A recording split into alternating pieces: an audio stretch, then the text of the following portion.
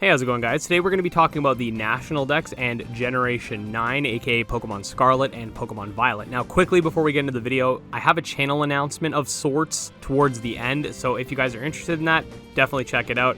If not, I'll forgive you. Anyways, unless you've been living under a boulder, you may have heard of this little thing called Dexit, where basically in Generation 8, the Pokemon company revealed that they were officially scrapping the National Dex. Now, a lot of people say Gen 7 was the first time because those games didn't actually have a Dex. Obviously, when people were complaining about the National Dex situation, they weren't actually complaining about the Dex, they were complaining about the Pokemon that were or were not coded into the game. So if someone responds to the whole National Dex situation by being like, well, Sun and Moon didn't have a Dex, like, you're a smelly willy, buddy. Like, come on, you know what people are talking about. But anyways, ever since that fateful announcement, part of the Pokemon community has almost been in shambles in a way, with a lot of animosity towards the main series, especially with Sword and Shield and anything that's up and coming. I was guilty of this when the games first launched. I remember being really mad about the whole Dexit situation because it just felt like they weren't adding anything, but they were taking away and they were charging more. And then Sword and Shield just kind of felt like a 3DS game, upscaled for the Nintendo Switch. Anyways, recently I have been replaying it and I'm like, okay, like, I don't hate the game as much as I originally did. I still think it's my least favorite Pokemon generation, but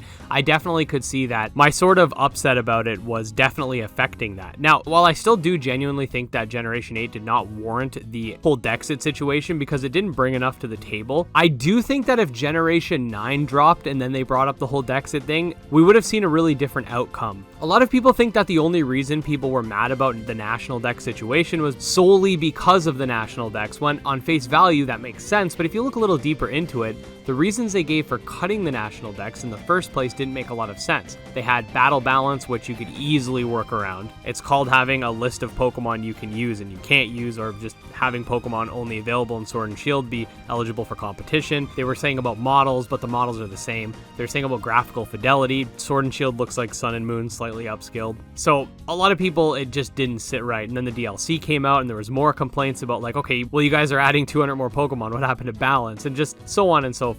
Now, that said, if you look at the Gen 9 trailer for Pokemon Scarlet and Violet, this game feels like the first main series core Pokemon game on Nintendo Switch. I'm not including Legends because Legends doesn't have like held items, abilities, PvP. Core Pokemon game. Like, this feels like the first main series core console Pokemon game, and it's easy to see why. It has seamless battles, it's an open world, it has better textures for the Pokemon. You can see Seviper's scales, for example, in one shot, and I feel like if they announce a whole National Dex thing now, a lot of people would not have been upset because it would have been like, okay, well, you know, we're losing, but we're also gaining. I have a theory that Generation 8 was kind of in limbo, whether or not it was going to be on 3DS or Switch or whatever, and Game Freak was kind of preparing the game to be a 3DS game just in case, and then they were like, oh, it's on Switch, well, all we can do is upscale it now. That's kind of my headcanon for what happened, but I don't know. Anyways, I'm now realizing that I went through this whole half of the video without actually mentioning the meat of the situation. Yes, Generation 9 will not have a National Dex. This is pretty much confirmed based off of the little footnote that Cerebi was able to pick up on Twitter. Essentially, what this says is you'll only be able to transfer Pokemon via Pokemon Home that exists within Pokemon Scarlet and Violet already, and that's pretty much it. Anyways, I have another discussion video about Generation 9 coming out later today, but one thing I did want to touch on is a lot of people seem almost like shocked that this is a thing. Like, I don't think a lot of people remember when the whole Sword and Shield situation happened, they said this is the new model. We have not received a full roster of Pokemon since Pokemon moved to consoles. Sword and Shield didn't have a National Dex. BDSP had like a Diamond and Pearl National Dex, but not like an actual National Dex, like with the current 900 available Pokemon. Legends didn't have a National Dex. I don't really understand why people thought that Gen 9 was going to have one. I mean, it would have been nice if it did, but I didn't have my hopes up either. Another thing I've seen from like games journalists and some YouTubers is that, oh, this is going to be the second Dexit and there's going to be this big thing. No, there's not. Number one, a lot of people who were paying attention did know that this was not going to be a thing. And number two, this game does add to the formula. Again, Sword and Shield, the wild area was a cool concept, but that's pretty much all we got in exchange for losing a lot of Pokemon, and that didn't sit well with people. But I think people are a lot more understanding in the case of an open world Pokemon game, if done correctly. So I don't see there being a big thing. But yeah, I don't know. I'm pretty excited for Generation 9. I have another video coming out today, like I said, that will be discussing more of my thoughts. And after that, I think I have a few more videos that I can put together for the generation. I'm still kind of hyper-focused on it. That's my neurodivergence talking. But There's definitely a few different things I want to talk about, but until we get more information, I can't really formulate a concrete opinion on what my thoughts are. I like where they're going with it so far. I like the Legends integration with the seamless battles, and I'm hoping they continue to walk on the path towards the right direction. Let me know what your guys' thoughts are on this whole national deck situation in the comments below. Are you upset that there's no national decks? Were you expecting it? Do you even care? I mean, there's such a wide variety of different opinions, so it's always fun to hear your guys' thoughts. Anyways, I'm gonna go into the announcement now, so if you're not interested in that, I'll see you guys later. If so, stay tuned.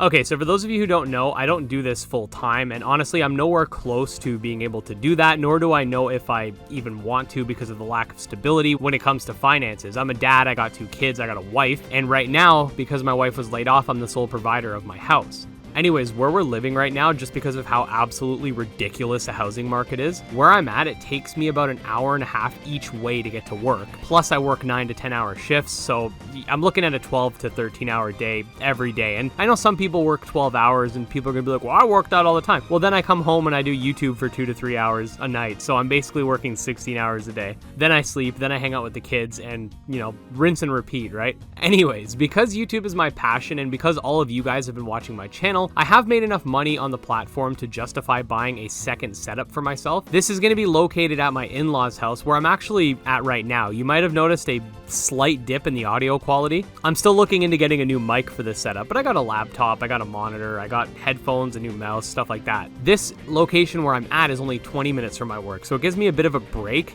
from the commute to sort of let me catch up on stuff. I'm lucky if I get 2 to 3 hours a lot of the time to actually work on YouTube videos. Sometimes I only have an hour, so I gotta script a video while I'm at work, quickly put it together, come home, quickly record and edit, and then call it a day. Back in the day, I used to actually only upload 3 to 4 scripted and edited videos. I used to upload a lot of unscripted Let's Plays, newsletter videos. Monster Tamer Showcase used to basically just be me reading a Steam page, but I don't really do that anymore because I'm trying to continue to sort of up the quality and make videos that you guys want to see. Anyways, this second setup is going to be extremely helpful because not just the fact that it's going to be a lot easier for me to, you know, have a little more time. Gas right now in my country is like extremely expensive. I'm paying about $650 a month just to get to and from work. So every time I stay here, I save like $30 because that's how much it costs like a day. So that's also definitely helpful. Gas is supposed to go up another like 20% by the end of the year. So, you know, kill me now. But I guess this is just a long-winded way of me saying thank you guys so much for all the support. Thanks so much to my patrons, my Discord team, and thanks to everybody for watching and contributing. I'm covering so many different games, and honestly, it gets overwhelming at times. I kid you not when I say I give this channel everything I have, and I'm super passionate about the games I cover, and it's so uplifting to see all of the other people that are just as, if not more, passionate about these games. I mentioned in a post not too long ago that my health has been in decline, and